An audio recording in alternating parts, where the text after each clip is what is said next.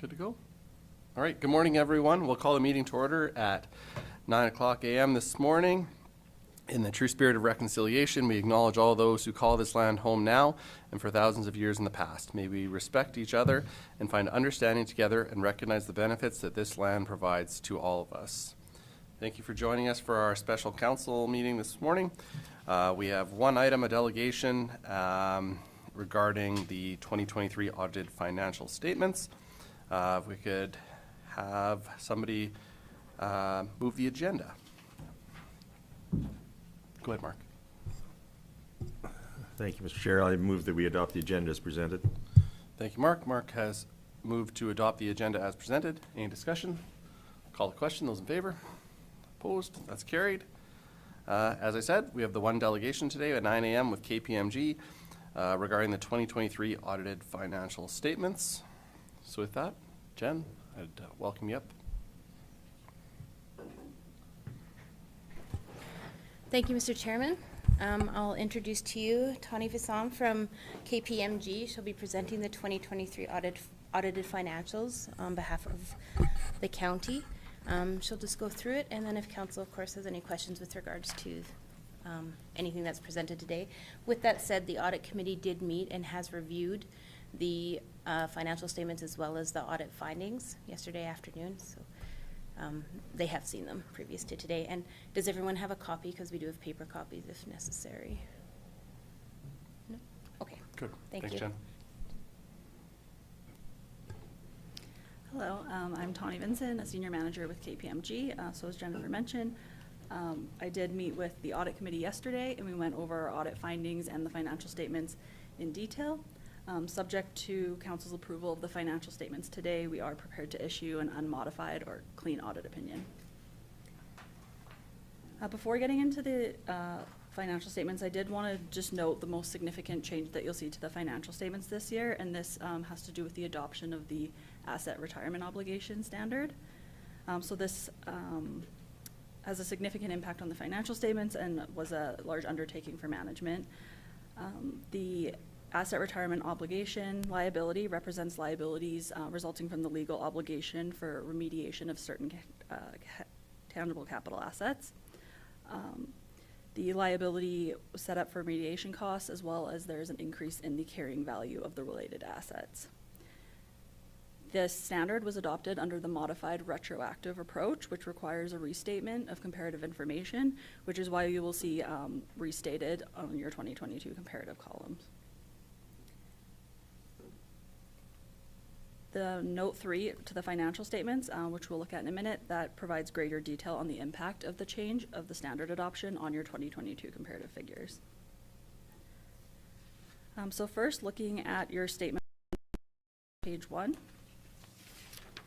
Looking at financial assets, these increased by 1.8 million over the prior year. The most significant increase was seen in cash.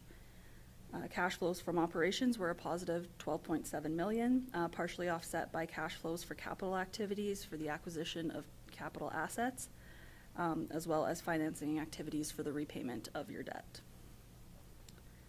Financial liabilities decreased by 1.8 million. The most significant changes here were seen in deferred revenue, which decreased by about 1.6 million, and long-term debt, just due to the repayment of principal repayments on your debt, which amounted to about 872,000. You'll notice the asset retirement obligation liability decreased slightly. This is just due to some remediation work that was completed on one of your assets. So net financial assets increased from 17 million in 2022 to 21 million. Looking at non-financial assets, the net book value of your tangible capital assets increased. This is by 2.5 million. This is a function of capital additions for the year of 10.9 million, amortization of 6.8 million, and disposals of 1.5 million. Non-financial assets were 124 million as compared to 121 million in the prior year, bringing your accumulated surplus for the year up from 139,000 to 145,000. Next, looking at the statement of operations on page 2. So overall revenue increased by $3 million, up from 31 million, or up to 31 million for 2023. The most significant increases were seen in property tax revenue, government transfers for operating, and penalty and costs of taxes. Total expenses decreased by 5.4 million. The most significant decreases were seen in council and other legislative, water, wastewater, and waste management, and general administration.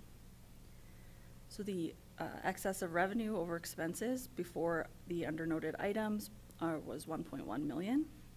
Once you factored in the recognition of deferred lease payments and your government transfers for capital, the surplus was 6.8 million as compared to a deficit in 2022 of 5.6 million. Do note this surplus doesn't factor in any of the transfers that were made into reserves. Just a couple of notes that I wanted to highlight. First being note 3. This is on page 12 and 13 of the financial statements.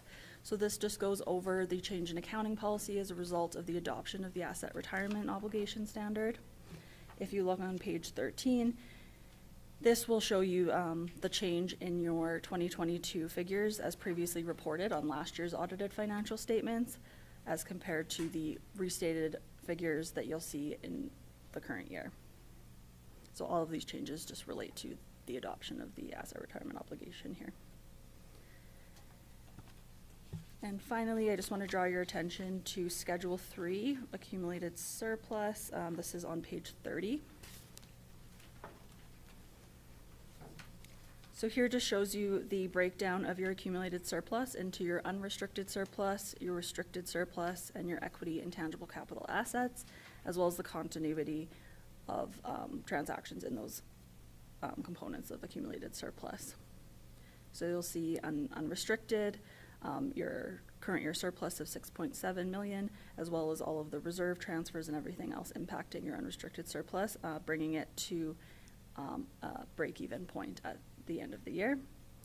Your restricted surplus, so your reserves, increased by 4.6 million, bringing them to 40 million at the end of the year. And then your equity and tangible capital assets increased from 101 million to 105 million as a result primarily of the asset additions that you had in the year. There was one transfer out of restricted back into unrestricted. This is to cover the deficit in your unrestricted surplus at the end of the year. It was about, I think, 64,000. That is all I had to go over on the financial statements. If anyone has any questions. Thank you very much. I would open it up to members of the audit committee. Deputy Reeve Curvis, did you have any comments or anything you wanted to add? Thank you, Mr. Chair. The only one comment I have is in terms of the reduction in council expenses from the year. There was the largest part of that reduction. We had asked a question yesterday during the audit committee about that. And as I understand it, if you could just reiterate to our ratepayers that was as a result of the $2 million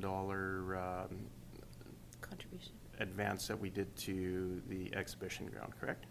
Yeah, Councillor Curbis through the chair. So on I think it was page 3 or 4 of where the statement of ops was, you will see that there was a significant decrease in the council expenditures. I think it was over 2 million showing for the 2022 year, and 2 million of that was in fact the contribution that was made to the Lethbridge exhibition, and it flowed through the council budget. It was funded, but the expense flowed through there, and as Tawny had mentioned, the transfers to reserves don't show on that particular note or statement.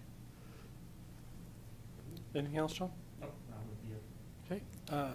Any questions, comments from the rest of council?